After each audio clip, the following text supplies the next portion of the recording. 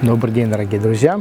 Сегодня хотелось бы раскрыть такую тему, которая касается преподнесения чайной культуры. Ну и вообще для кого она, скажем так, то есть для кого вообще внимательное чаепитие, кому это подходит, на какую аудиторию это рассчитано. Вот, потому что мне часто такой вопрос задавали, я в принципе как-то так что-то связанное с этим уже раскрывал.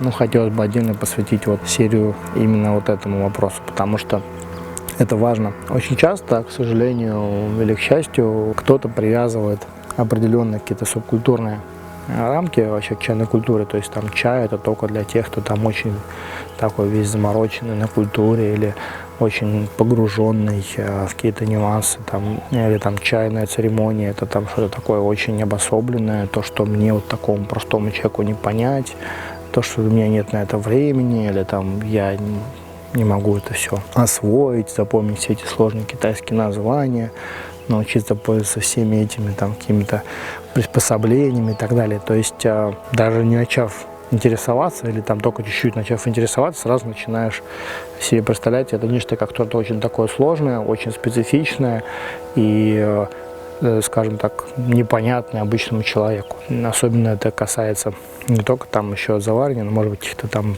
около духовных, скажем так, аспектов церемонии, потому что, естественно, в каждом увлечении подобного формата есть разные грани, и они по-разному могут раскрываться. Вот. Но лично я считаю, что не стоит никак утяжелять, не слишком облегчать вообще чаепитие, церемониальное и вообще само по себе отношение к чаю. То есть чай, он однозначно, в моем видении, для всех, и не нужно ограничивать себя. И тут еще я хотел сказать такой момент, не то, что только вот чай для всех, что вот в смысле, что кто-то там в кружке пьет, а кто-то там может там церемонию делать. Это само собой понятно, что каждый... А в том, что церемониальное и правильное, внимательное чаепитие, оно тоже для всех, оно не для каких-то там только адептов. То есть пить чай правильно здорово. То есть я много раз говорил о том, что, конечно же, важнее всего вода и чай, и всегда можно заварить чай в кружке, и это ни в коем случае не отменяет факта, что заварить чай правильно будет лучше. То есть будет вкуснее, будет интереснее, будет полноценнее. Найти место и время всегда можно. То есть какое-то иллюзорное представление о том, что ой, у меня нет времени на внимательное чаепитие. Я, честно сказать, я не помню такого, что у меня не было времени. Не было, что мне неудобно, что мне, например, нет с собой. Но если вы там находитесь на работе, всегда можно делать уголок. Если вы находитесь дома, всегда можно сделать чайный уголок. Это я уже рассказывал, что заранее заготовленное пространство, где у вас всегда находится чаепитие, это тоже удобно, что вы пришли, у вас там все стоит чебанька, сидишь, пьешь. И удовольствие от чаепития правильно абсолютно другое, потому что тут важно не только заваривание, тут важно именно и сами действия, что ты сидишь, что вот у тебя это все спокойно, плавно, и на самом деле там мало времени, может 20 минут чай попить, и все равно это будет совсем другое, чем вы потратите там 15 минут на чай в пакетике или на чай там в кружку закинутый, даже хороший чай. Это, в принципе, в моем видении часто очень бывает таким чрезмерным, таким вот этим вот скоростью жизни. Люди живут на этом уровне, что мы очень торопимся, у нас нет времени, у нас как бы вот я не успею, я не могу, чай там такой внимательный чаепитие, это не для меня или не сейчас. На самом деле это не так. То есть это время, оно всегда есть.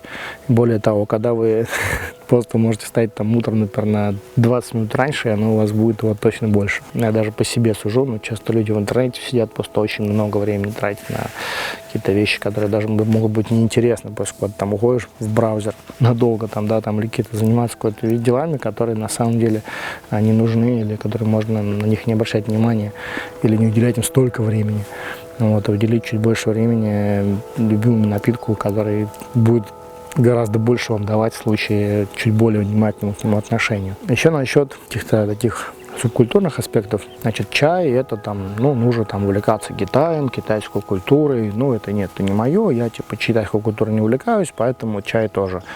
Знаете, на примере очень многих людей, кого я тоже знаю, и кто, не сказать, что прям очень увлекается китайской культурой или вообще там как-то относится к Китаю. Я считаю, что не нужно вообще отождествлять чай с Китаем. Вот, хоть и большинство хорошего чая действительно из Китая, не обязательно быть там адептом или фанатом Китая, китайской культуры, чтобы увлекаться чаем. Не обязательно любить там каждый аспект чайного действия для того, чтобы просто внимательно заварить, потому что прежде всего это очень унитарное действие. То есть вы взяли там гайвань, чайник, вы взяли пиалу, вы взяли гундаобэй, там, вы взяли чайную доску. Понятно у каждого из этих предметов, для чего они. Понятно, что в случае правильного заваривания, внимательного заваривания получится вкусно, получится интересно, получите от чая нужный аромат, нужное послевкусие, нужное воздействие, получите полный спектр удовольствия. Если вы в кругу друзей, то вы получите удовольствие просто от общения за чаем, от этих вот приятных моментов. То есть это такое некое пространство, по сути, вот за чайной доской организуется пространство общения, пространство, может быть, общения с самим собой, если вы один,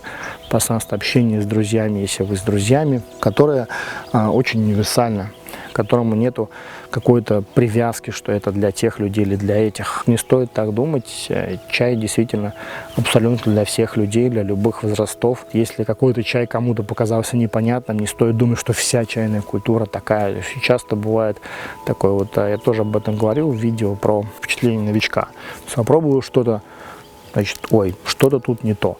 Наверное, это я там, наверное, чай китайский весь такой, скорее всего, значит, и все, я его не понимаю. И все, человек как бы вот на этом фиксируется, не понимая, что даже помимо того, чтобы просто познакомиться с тем, что сейчас есть, нужно огромное количество времени, внимания, пробовать, то есть чай огромное количество разновидностей, очень много способов его приготовить. Обязательно что-то найдется, что именно вам откликнется. А кроме того, еще надо сказать, что в очень большой динамике находится само развитие чайной культуры, чайных традиций, каких-то привычек, обычаев местных, локальных, таких вот общих трендов. И настолько они развиваются, что как бы сказать, что я там что-то все понял. Вот сколько лет я занимаюсь чаем, и я постоянно вот нахожу, ничего себе, еще что-то новое, еще что-то новое. И это происходит постоянно, это как бы никогда не останавливается. Поэтому для меня лично чай — это такой бескрайний, абсолютно безграничный простор для изучения, для увлечения друзей, знакомых, там, самого себя. Уровень погружения может быть тоже очень разный, в зависимости от текущего просто настроения, но самое главное не зацикливаться на каком-то вот догматизации, представлении о том, что чай — это что-то. Чай — это одновременно все и ничего. Чай — это просто способ коммуницировать, чай — это напиток.